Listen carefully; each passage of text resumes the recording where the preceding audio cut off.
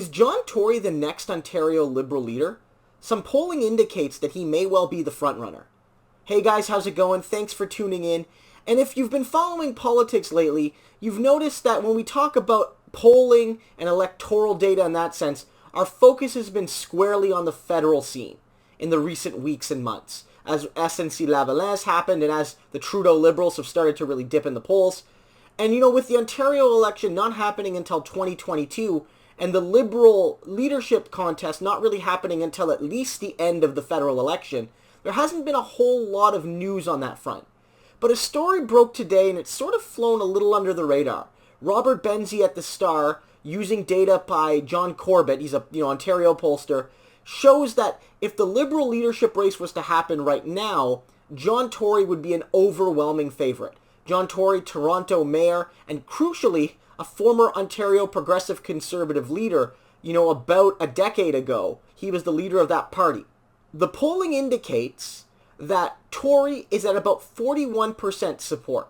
Now, cautiously, given that we're so far away from the contest, the polling has over a third of respondents undecided, 36%. But what's vital here is that no other person is polling above 5%. People like Del Duca and Mitzi Hunter and Michael Couteau and others, these are Liberal MPPs, these are prominent names within the Ontario Liberal Party, aren't even cracking 5%, and therefore have less than 1/10 the support that John Tory does in this poll. This is an incredible set of data here, because it shows that the Ontario Liberals, taking the beating that they did in the last election, are really willing to explore something somewhat out of the box. That they have the opportunity to pick from some of their existing MPPs, but it seems like right now, according to this polling, people would be most interested in seeing an Ontario Liberal Party led by a Progressive Conservative, or somebody who was, until very recently, a Progressive Conservative. This is extremely interesting news, and it's crucial for a couple reasons. Not only because he's the Ontario PC leader, but because it sets up this really interesting tension with Doug Ford. As you may recall, in 2014, Doug Ford and John Tory both ran for mayor of Toronto, and while the race was somewhat close, Tory did defeat Ford, and ever since there's sort of been animosity there, and there's been a lot of Ford's animosity with the city council more generally. Some people suggest that these personal vendettas are the overwhelming reason why Doug Ford kind of went after Toronto City Council, shortly after becoming the premier, even though he didn't run on that issue at all during the actual election, that he was settling personal vendettas and scores with Tory and many of the city councillors around the table. So this is huge news, but there's some caveats here. First, this is extremely early. The Liberal contest won't be until 2020. Second, we don't know who is actually going to run or not run. And until we have the general slate of candidates determined, or at least largely determined, the reality is that the polling only has so much value. It's limited. Another factor is that John Tory likely has a huge name recognition advantage over the other Ontario Liberal leadership hopefuls. And that could mean that he'll be pulled back to the pack a little bit once those other people, if they declare, start to get more media coverage, start to generate interest among Liberal members and the general public. It'll be more challenging than the numbers are showing right now. At least that's likely the case. But if these numbers are accurate, then even, the loss of the name recognition advantage won't be enough to erase that entire result. And that Tory seems to have right now a good inside track to becoming the Liberal leader if he so chooses. But again, we don't even know if he's going to seek the position. We have no indication about if he will do so. Maybe he saw this polling today and he says, maybe I could be Liberal leader. And there's a couple reasons why he might not only become Liberal leader, but could find himself the next premier. The polling, when you take into account any of the other named Ontario Liberal challengers, has the Liberals losing. It has Andrea Horwath winning a government in the low 30% if the Liberal Party is led by somebody like Mitzi Hunter or Stephen Del Duca, and the Ontario PCs are continuing to be led by Doug Ford. It shows that the Liberal Party won't likely win with those people as leaders, at least with the polling as it is indicating now. But with John Tory as Liberal leader, it shows them forming a minority government. It shows the Liberals the only scenario in which the Liberals are back in first place, even though back in 2018 they came within only a couple percent of losing all of their seats potentially. This is a big deal, and it's going to be a very interesting debate within the Liberal Party about whether or not they can tolerate a former PC leader becoming the Ontario Liberal leader. But there's a couple things that will point them in that direction. One is the aforementioned polling results that show that he might be the best person to get them to the finish line. Won't be a majority if the polling indicated is correct, but it will put them not only back into party status, but it could put them back in the Premier's office.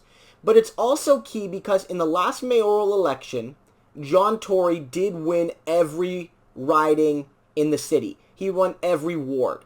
So he won a commanding majority, and he won in all sorts of parts of the city. The suburban parts, the downtown parts. So it shows that he has at least something of a broad appeal. Now, he didn't face a deeply credible challenger as he did in 2014, where Doug Ford was able to get north of 30%. So him winning every ward is not maybe indicative of what a provincial election will look like. I'm not suggesting that, Tory will sweep Toronto, although he might do quite well. But it is helpful for the Liberals to see that they have somebody that has a proven track record of appealability in the city of Toronto. The guy's been mayor of the city and will have been mayor of the city for about 8 years by 2022, if he serves out his term. So this is an interesting political what if. We don't know what's going to happen, frankly. Will Tory run? I don't know. If he does run, does his support actually stick at 40+% while everyone else is sub 5? If it is like that now, what's going to happen as he's attacked by his challengers, and what's going to happen as those people start to get more name recognition? If John Tory doesn't run, how does this polling data indicate the challenges of the Ontario Liberals? Is there a worry that none of the other candidates can beat Doug Ford and Andrea Horwath? What about the federal election in 2019, frankly?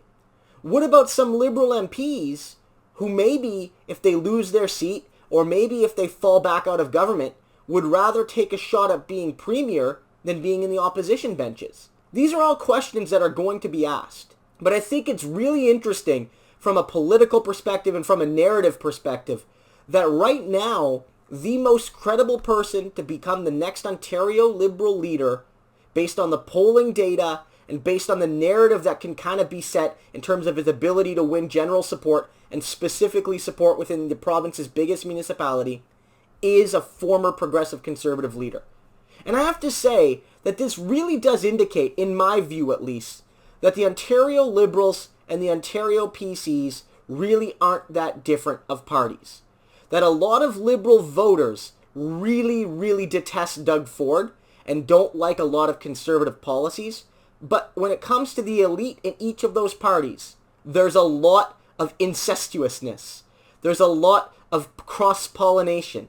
And it goes to show that John Tory seems to be who a lot of people want to see become the next Liberal leader. So keep an eye on this one, guys. This is going to be an interesting story as it develops. Because if this gets legs, and there's a sort of draft Tory movement, maybe people feeling that he's the one to win for the Liberals, maybe people feel that he's going to win if he runs and you want to be supporting the guy who's going to win early.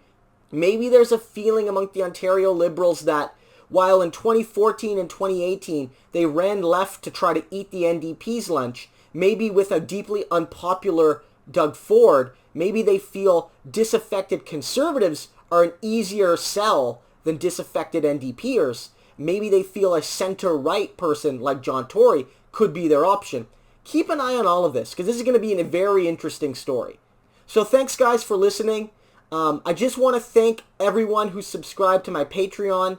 It's a new Patreon. We have 7 subscribers right now, and we're about a third of the way towards my first Patreon goal, which is $100 a month, upon which I will do a monthly politics live stream. We'll schedule that. It'll become a monthly event. It'll be a live stream. Everyone can tune in. You can ask questions, make comments. It'll be a really good time, and it's going to be a kind of different form of content that I haven't really offered yet. So if you subscribe to my Patreon, you'll help me with the channel, you'll help me produce better content and more regular content, and you'll get special perks both individually and collectively as those amounts go up. So thanks, guys. Have a great one.